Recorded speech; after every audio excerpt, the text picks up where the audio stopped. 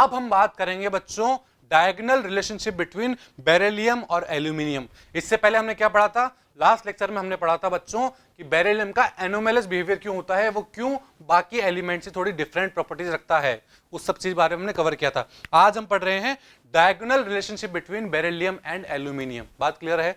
सो first क्या हो जाएगा, beryllium and aluminium both are hard in nature. कैसे होते हैं बच्चों? हार्ड नेचर के होते हैं बेरिलियम और एल्यूमिनियम दोनों ही मेरे। Due to strong metallic bond. किसकी वजह से होते हैं? क्योंकि इनके बीच में स्ट्रॉन्ग मेटेलिक बॉन्ड पाए जाते हैं बच्चों। बात क्लियर है? क्या पाए जाते हैं? स्ट्रॉन्ग मेटेलिक बॉन्ड पाए जाते हैं। Therefore they have high melting point and boiling point. इसी वजह से इनका जो बॉइलिंग पॉइंट और मेल्टिंग पॉइंट होता है बेरिलियम और एल्यूमिनियम का, वो बहुत ज्यादा होता है।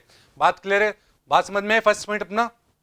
Second point, BeCl2 and AlCl3 are covalent in nature. क्या बोला मैंने बच्चों? जो BeCl2 होता है मतलब बेरिलियम हैलाइड होता है या एल्यूमिनियम हैलाइड जो होता है वो कोवलेंट नेचर का होता है बच्चों। कौन सा नेचर का? कोवलेंट नेचर का होता है। Therefore they are insoluble in water. अगर कोवलेंट नेचर का होगा तो वो वाटर के अंदर सॉल्युबल नहीं होगा। वाटर कौन सा है? Polar solvent. हमने क्या पढ़ रखा है कि अगर कोवलेंट नेचर का मॉलिक्यूल है मेरा तो वो पोलर सॉल्वेंट में सॉल्युबल नहीं होगा, वो नॉन पोलर सॉल्वेंट के अंदर सॉल्युबल हो जाएगा। दैट मींस अगर मैं बात करूं बेरिलियम हैलाइड की या फिर एल्यूमिनियम हैलाइड की तो वो वाटर के अंदर सॉल्युबल नहीं होंगे, बट ऑर्गेनिक सॉल्वेंट के अंदर सॉल्युबल हो जाएंगे, क्योंकि ऑर्गेनिक सॉल्वेंट मेरे कैसे होते हैं? नॉन पोलर सॉल्वेंट होते हैं। बात क्लियर है यहां तक? इसी तरह मैं थर्ड पॉइंट की बात करूं, so both get hydrolysed due to their covalent tendency. ये दोनों कंपाउंड जो होते हैं वो हाइड्रोलाइज्ड हो जाते हैं। क्यों? क्योंकि इनके अंदर कोवलेंट टेंडेंसी होती है, कोवलेंट नेचर पाया जाता है। बात क्लियर है थर्ड पॉइंट तक? फोर्थ पॉइंट की बात करते हैं। फोर्थ पॉइंट क्या बोलता है? Beryllium and aluminium both have tendency to form complex compound due to small size. Beryllium और एल्यूमिनियम की छोटी साइज होने की वजह से, छोटी साइज होने की वजह से क्या कर देंगे?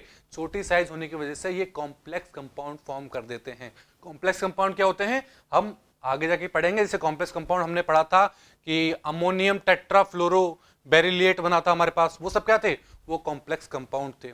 बात समझ में है आपको? क्या बात हुई? तो ये बात हुई हमारे फोर्थ पॉइंट की। बात क्लियर है यहां तक?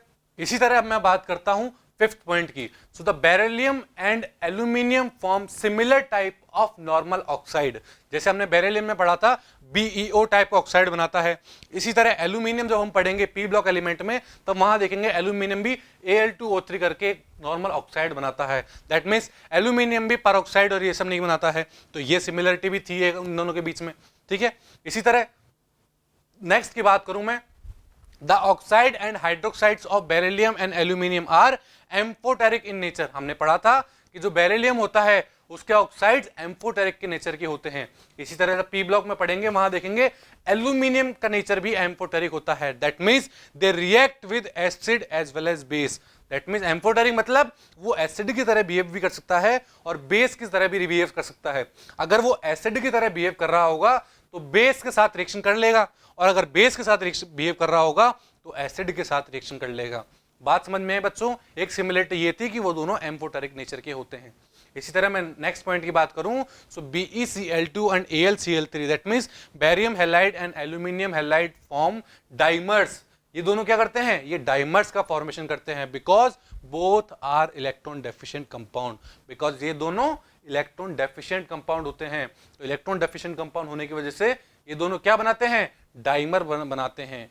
बात क्लियर है आपको? तो ये सब पॉइंट्स थे हमारे किसके?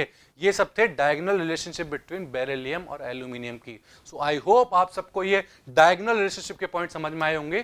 Thank you.